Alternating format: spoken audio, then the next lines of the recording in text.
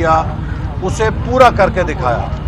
کل عمران نیازی صاحب نے علماء مشائخ کے سامنے بیٹھ کر جو بہتان بازی کی ہے اور جو جھوٹے الزامات لگائے ہیں، میں سمجھتا ہوں کہ وہ نہایت ہی اخلاق سے گری ہوئی حرکت ہے۔ کم از کم جو علماء دین ہیں ان کے سامنے بیٹھ کے تو سچی بات کرو، اور یہی جھوٹ اور بہتان کی سیاست ہے جس کی نحوست کی وجہ سے اس کی حکومت نہیں چل رہی ہے۔ اناڑی ہے، نالائق ہے، لیکن ساتھ ساتھ جھوٹ اور بہتان کی نحوست ہے جس کی وجہ سے دن بدن پاکستان کا ستیہ ناش ہو رہا ہے۔ میں جو حکومت نے اس وقت سینٹ الیکشن کے حوالے سے آرڈیننس جاری کیا ہے اس پر بھی ضرور یہ بات کہنا چاہتا ہوں کہ یہ حکومت جو لوگوں کو دھوکہ دے رہی ہے کہ ہم سینٹ میں شفافیت لانا چاہتے ہیں، اگر یہ سینٹ کے الیکشن کو شفاف اور صاف کرنا چاہتے تو پھر جب چیئرمین سینٹ کے خلاف عدم اعتماد ہوا تھا تو عمران نیازی صاحب نے ہارس ٹریڈنگ اپنی نگرانی میں کیوں کی؟ اس وقت تو اپوزیشن کے اراکین کو خریدنا حلال تھا اور آج حرام ہو گیا ہے۔ تو عمران نیازی کے پاس دو جھنڈے ہیں، ایک اصول کا اور ایک حصول کا۔ جب اس کے مفادات کا حصول کھلتا ہے تو اصول کا جھنڈا بغل میں چلا جاتا ہے، اور جب مفادات نظر آتے ہیں کہ پورے نہیں ہو رہے تو بغل سے اصول کا جھنڈا کھڑے ہو کے خود کو ریفارمر اور بڑے اصول پسند بنا لیتے ہیں۔ دراصل عمران نیازی کو یہ خطرہ ہے کہ اس کے پیارے جن کو وہ سینٹ میں لانا چاہتا ہے اس کی اپنی جماعت انہیں ووٹ نہیں دینا چاہتی، اس کی اپنی جماعت میں بغاوت ہے جسے کچلنے کے لیے وہ سینٹ میں اوپن بیلٹ کر رہا ہے۔ یہ پوری جو پیکج ہے اس کا نہ تعلق شفافیت سے ہے، نہ اس کا تعلق سیاسی اصلاحات سے ہے، اس کا تعلق صرف فرینڈز آف عمران خان کو این آر او دینے سے ہے کہ فرینڈز آف عمران خان کو زبردستی سینٹ میں کیسے لایا جائے۔ ایک فرینڈ آف عمران خان جو نااہل ہونے لگا ہے اس کی نااہلی کیسے بچائی جائے۔ ایک فرینڈ آف عمران خان جو بیرونی شہریت رکھتا ہے اسے سینٹ میں کیسے لے کر آیا جائے۔ تو پاکستان کا آئین فرینڈز آف عمران خان کی خاطر تبدیل نہیں ہو سکتا، اور اب یہ سپریم کورٹ کو اس سیاسی تنازع کے اندر فریق بنانے کی کوشش کر رہے ہیں۔ میں امید کرتا ہوں کہ پاکستان کی سب سے بڑی عدالت اور اس کے معزز جج صاحبان حکومت کے آرڈیننس جاری کرنے کے بعد اس ریفرنس کو واپس کریں گے، چونکہ حکومت نے سپریم کورٹ پہ آرڈیننس جاری کر کے دباؤ ڈالا ہے، ان کو ڈکٹیشن دینے کی کوشش کی ہے۔ پاکستان کی اعلیٰ عدلیہ کو ڈکٹیشن دینے کا مطلب یہ ہے کہ حکومت سمجھتی ہے کہ سپریم کورٹ حکومت کی کوئی وزارت ہے جسے جو ہدایت دی جائے گی اس کے مطابق وہ عمل کرے گی۔ سپریم کورٹ پاکستان کے آئین کی پابند ہے۔ حکومت نے قومی اسمبلی میں سینٹ اوپن الیکشن کے لیے آئینی ترمیمی بل جمع کرایا، اور وزیر خارجہ فرماتے ہیں کہ 2/3 اکثریت ہمیں نہیں ملی لہٰذا ہم نے آرڈیننس جاری کر دیا۔ اس سے زیادہ جہالت کی بات نہیں ہو سکتی کہ آپ کو آئینی ترمیم کے لیے 2/3 اکثریت نہ ملے، آپ کہیں جی ہم اس کے لیے آرڈیننس جاری کر رہے ہیں، تو کل آپ 18ویں ترمیم ختم کرنے کا بھی آرڈیننس جاری کر دیں گے، آپ 58(2)B کو واپس لانے کا بھی آرڈیننس جاری کر دیں گے۔ تو یہ پاکستان کو آئینی انارکی کی طرف دھکیل رہے ہیں۔ پچھلے قومی اسمبلی کے انتخابات تو متنازع تھے، اب یہ سینٹ کے انتخابات کو بھی متنازع کرنا چاہتے ہیں، پاکستان میں آئینی انتشار پیدا کرنا چاہتے ہیں۔ اس کے لیے ہم سپریم کورٹ جائیں گے، مسلم لیگ نون بھی پارٹی بن رہی ہے، اور ہم سپریم کورٹ سے عرض کریں گے کہ یہ معاملہ آئین سے متعلق ہے اور آئین میں ترمیم کا اختیار صرف اور صرف پارلیمنٹ کو ہے. اگر اس حوالے سے کوئی تنازع کھڑا ہوا تو وہ پاکستان میں کانسٹیٹیوشنل کرائسس پیدا کرے گا. لہٰذا ہمیں کسی نئے بحران سے بچنا چاہیے اور ہر ادارہ اپنے ڈومین کے اندر کام کرے اور حکومت جو قومی اداروں کو تنازع میں جھونک کے متنازع کرنا چاہتی ہے اس سے سب اداروں کو بچنا چاہیے. سر اقبال صاحب جو حکومت ہے وہ کہتی ہے کہ یہی مطالبات کل اپوزیشن جو ہے وہ کرتی رہی ہے اور جب خاص طور پہ چیئرمین سینٹ کے الیکشن کا آپ نے ذکر کیا تو اس میں بھی آپ اس سے پہلے متاثر ہوئے ہیں.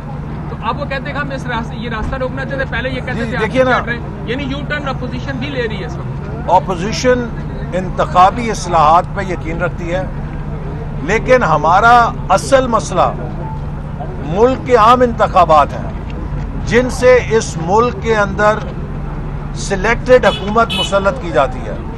2018 کے انتخابات میں جو دھاندلی کی گئی ہے اس کی روشنی میں ہم جامع انتخابی اصلاحات چاہتے ہیں.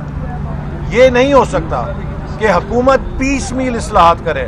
جو چیز اس کو سوٹ کرے وہ کر لے اور جو چیز سسٹم کے لیے ہو اس کو نظر انداز کر دے. اس لیے اگر سینٹ کا اوپن بیلٹ لانا ہے تو اسے الیکٹورل ریفارمز کے کمپریہنسو پیکج کا حصہ ہونا چاہیے تاکہ جو پورے نظام کی اصلاح ہے اس بارے میں قانون سازی کی جا سکے. لیکن میٹھا میٹھا ہپ ہپ اور کڑوا کڑوا تھو تھو اس سے نظام نہیں ٹھیک ہو سکتا کہ چونکہ عمران نیازی نے اپنے دوستوں کو سینٹ میں ڈالنا ہے تو وہ سینٹ کا اوپن ووٹ کر دے لیکن وہ نظام جس سے 22 کروڑ لوگوں کے ووٹ پہ ڈاکہ ڈلتا ہے اس کی اصلاح کو وہ کارپیٹ کے نیچے ڈال دے.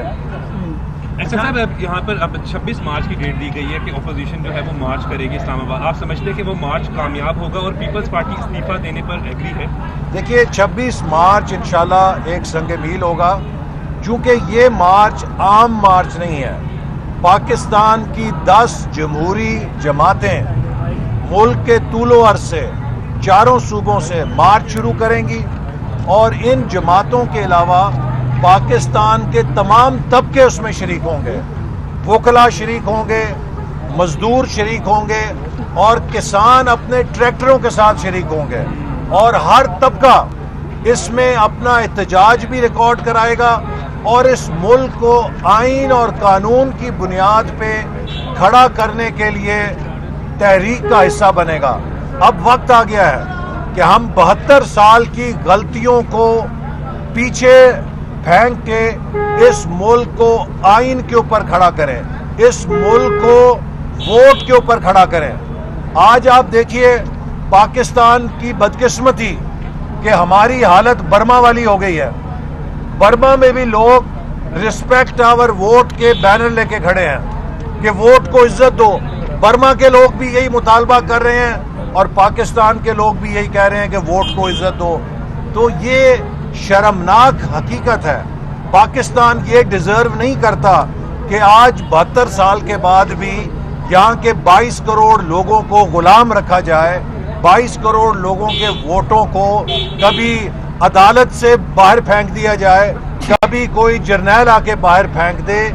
اس ملک کے عوام اس ملک کے مالک ہیں اور یہ 26 مارچ کو جو مارچ ہوگی وہ اس حوالے سے فیصلہ کن ہوگی کہ کیا پاکستان پہ حکمرانی آئین کی ہونی ہے یا پاکستان پہ حکمرانی طاقتور اشرافیہ کی ہونی ہے. اچھا احسن صاحب یہ بتائیے گا پلیز کہ متعدد بار جو ہے وہ پاکستان مسلم لیگ نون جو ہے وہ برسر اقتدار رہی, متعدد بار پاکستان پیپلز پارٹی کی حکومت رہی, تو کیا وجہ ہے کہ ایسے ترامیم نہیں کی جا سکی کہ غیر جمہوری قوتوں کا جو راستہ ہے وہ پہلے روکا جا سکے؟ اب یہ تمام برڈن جو ہے وہ پی ٹی آئی کے ٹائم کے اوپر آ کے دیکھیے غیر جمہوری قوتوں کا راستہ روکنے کے لیے 18ویں ترمیم میں آرٹیکل 6 کی تشریح کر دی گئی ہے, لیکن آپ نے دیکھا ہے کہ اس کا بھی کیا اشر کیا گیا ہے. پاکستان میں غیر جمہوری مداخلت اس دن بند ہوگی جس دن پشاور سے کراچی تک عوام اسے بند کروانے کے لیے کمر بستہ ہو کے کھڑے ہو جائیں گے. اور 26 مارچ وہ تاریخی موقع ہے کہ جب پاکستان کے عوام اپنے حق حکمرانی کے لیے انشاءاللہ کھڑے ہوں گے, نکلیں گے اور اسے حاصل کریں گے.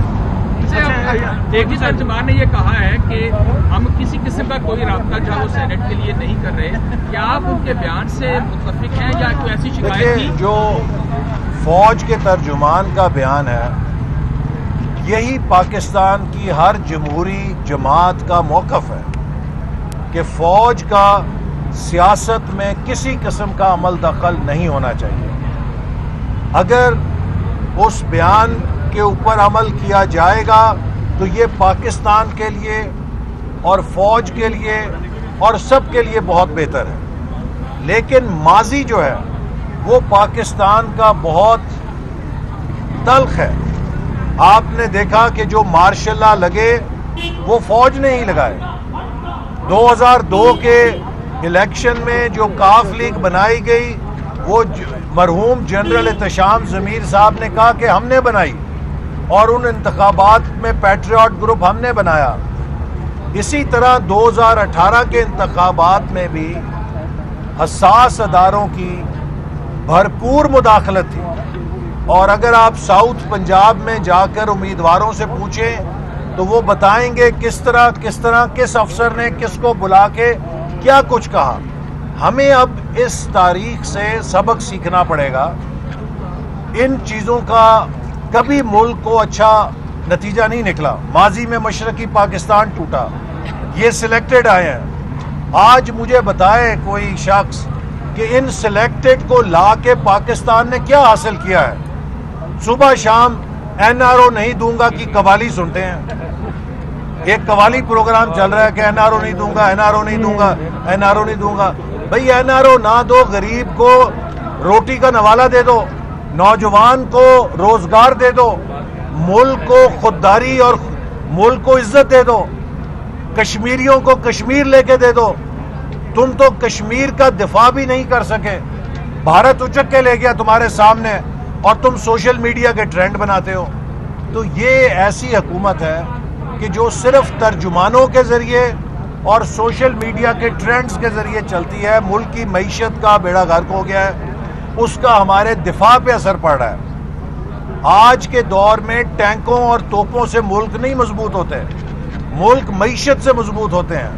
اور جب معیشت کمزور ہو جاتی ہے تو پوری دنیا کا اسلحہ لے آئیں, آپ ملک کا دفاع نہیں کر سکتے. اچھا سر, یہ بتا دیجیے گا کہ خاص طور پر کل کہا گیا کہ بیک ڈور رابطوں کی جو بات کی جا رہی ہے, ہمارا کسی سے بیک ڈور رابطہ نہیں ہے. عموماً کہا یہ جا رہا تھا پچھلے چند روز سے کہ بیک ڈور رابطے ہو رہے ہیں, بیک ڈور رابطے ہو رہے ہیں. کیا ابھی تک بیک ڈور رابطے ان کا کسی سے بیک ڈور رابطہ نہیں ہے تو ہمارا بھی کسی سے بیک ڈور رابطہ نہیں ہے.